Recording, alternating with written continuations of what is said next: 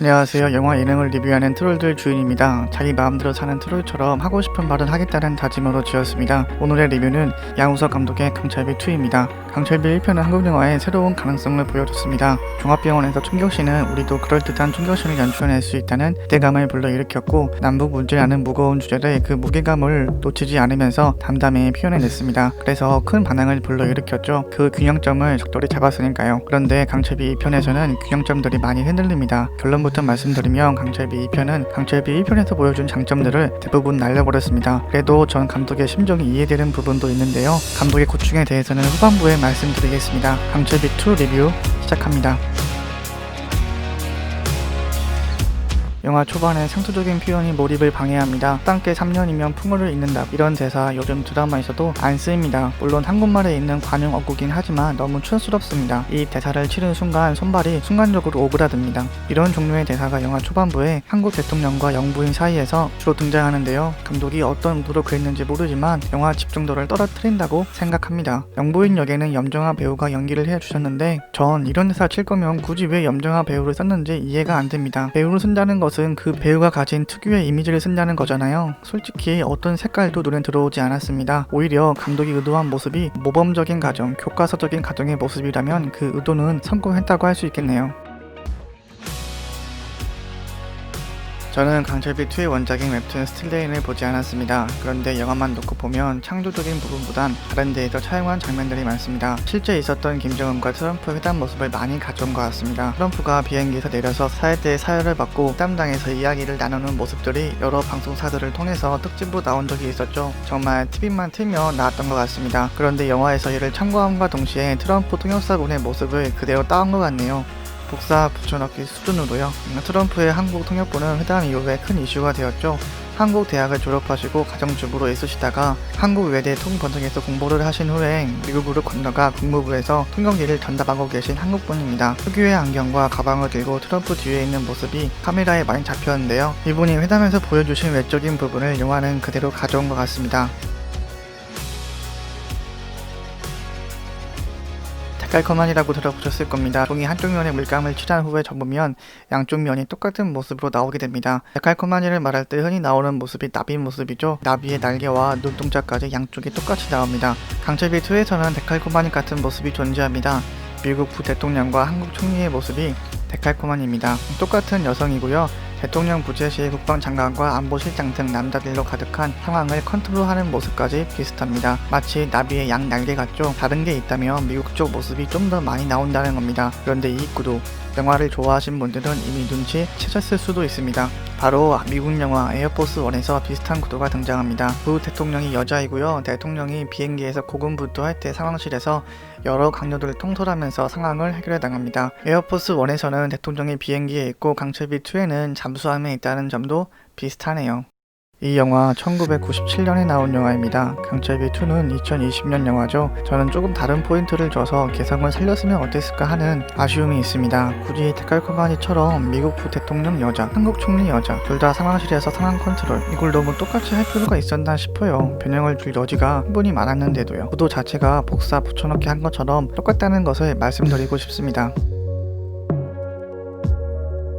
댓글에서 낮은 평점과 함께 미국 대통령을 애처럼 표현했다고 불만들이 있는데요. 그런데 한국 대통령도 그런 모습을 가지고 있습니다. 영화 초반에 대통령은 아내한테 애기 취급을 받습니다. 아내가 엉덩이를 때리고 침대에서 달래고, 아내가 수학 교사인데요. 갑자기 원 크기를 수학적으로 구하지도 못하는 대통령이 무슨 나단지를 한다는 종의 말을 합니다. 한국 대통령이 마치 철없는 남자아이 같은 모습으로 그려집니다. 물론 한국 대통령보단 미국 대통령이 더 철없이 보여지긴 합니다. 그리고요, 이건 영화 전체적으로 그렇습니다. 남자는 문제를 일으키는 모습이고 여자는 냉정하게 상황을 컨트롤하면서 문제를 해결하려는 모습으로 그려집니다. 이미 말씀드린 미국 부대통령, 한국 총리가 그렇고 한국 대통령 경호팀장도 그렇습니다. 영화에 등장하는 한국 대통령 경호팀장이 실제 청와대 경호원 출신입니다. 전 영화를 볼 때 남녀 평등이 잘 이루어졌냐는 관점을 굉장히 싫어합니다. 강박관념처럼 무당작품을 볼 때 그런 분들이 종종 계시더라고요. 영화를 바라보는데 도움되는 관점도 아니고 참 피곤하다고 생각해요. 그래서 전 남녀 역할에 대해 옳고 그름에 같이 판단을 하려는 게 아닙니다. 다만 영화 속에서 남자들은 미국 대통령뿐만 아니라 한국 대통령, 북한 정상도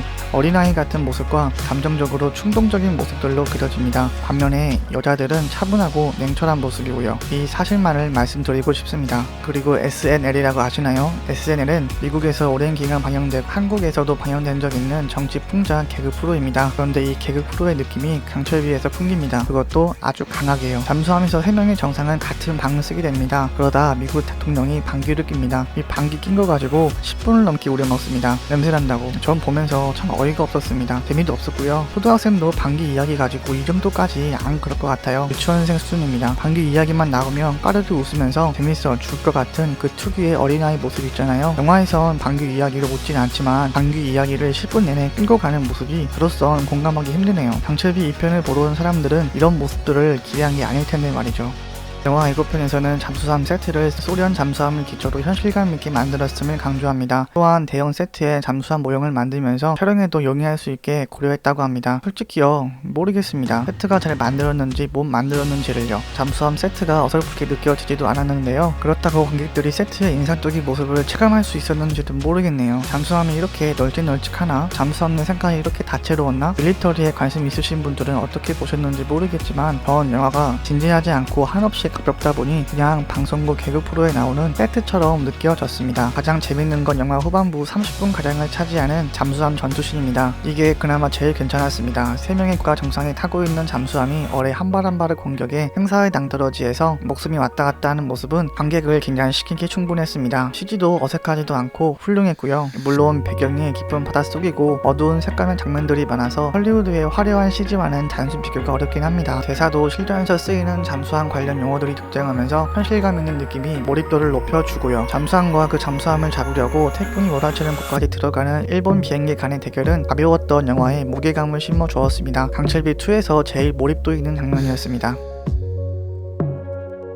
혹시 유튜브에서 설민서 역사 강의 보신 분 있나요? 역사 관련 CG가 곁들여지면서 설명이 이어지잖아요. 강철비2에서도 이와 비슷한 가푼사 독도 역사 강의가 등장합니다. 화면에 CG가 깔리면서요. 이건 간근하게 말하고 넘어가겠습니다. 지나친 TMI입니다. 보면서 이런 생각도 들었습니다. 그래서 어쩌라고? 왜 갑자기 남북 평화협정 이야기하다가 또 역사 강의를 하지? 맥락이 없습니다. 감독의 지나친 욕심이었습니다. 강철비 1편과 2편을 비유적으로 말씀드리면 강철비 1편은 헬스로 단련된 우람한 아저씨가 아령 20kg를 가지고 묵묵히 운동하는 거라면 강철비 2편은 아령 5kg짜리 가지고 오두방정은 다 떨면서 운동하는 것 같았습니다. 강철비 1편이 진중했다면 강철비 2편은 산만했습니다. 강철비의 메인 주제는 남북 평화와 이를 둘러싼 강대국 이권 다툼입니다. 무거운 주제입니다. 이런 복잡한 주제를 다루는 데 있어 자칫하면 한없이 무거워질 수 있고 그러면 영화의 상업성을 놓치게 됩니다. 전 영화의 상업성을 말하는 게 수준 낮은 이야기라 생각지 않습니다. 오히려 감독한테는 필연적이죠. 영화는 예술성도 중요하지만 상업성도 중요한 부분이니까요. 따라서 감독이 예술성과 상업성 사이에서 타협점을 찾아가는 것이 나쁘다고 보지 않습니다. 문제는 그 적절한 타협점을 찾기가 어렵다는 것이죠. 두 개를 다 만족시키는 것이요. 강철비2에서는 감독이 지나치게 주제가 무거워지지 않을까 하는 고민이 느껴집니다. 그래서 캐릭터의 모습에 허당 같은 모습을 부여하고 차분한 것보단 기복 있는 감정적인 모습을 주고 장면 사이에 유머 코드 같은 우스꽝스러운 모습을 삽입하고자 했던 것 같습니다. 문제는 그게 지나치다는 겁니다. 그게 지나치게 가볍다 보니 주제 자체가 가볍게 느껴집니다. 남북 간의 평화가요.